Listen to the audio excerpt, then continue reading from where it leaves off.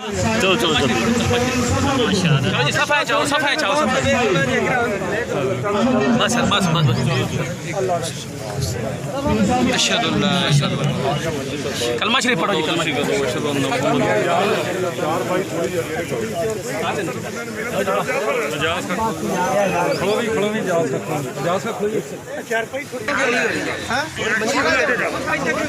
यार अगे कर लो ना पर हम पट्टे वाले पासे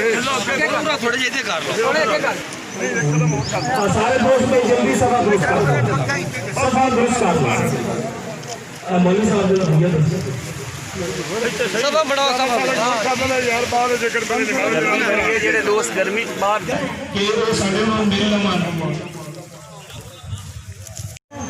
तेरी रजा है ऊपर से कच्ची जगह या पक्की जगह अभी बेचारे को शादी देखने की नसीब नहीं हुई وفي القدم الإنسان يفقه قولي ويسر لي أمري وثبت به الله وصلى الله تعالى على حبيبه وخير خلقه ونور يرشده وأفضل أنبيائه برحمتك يا رب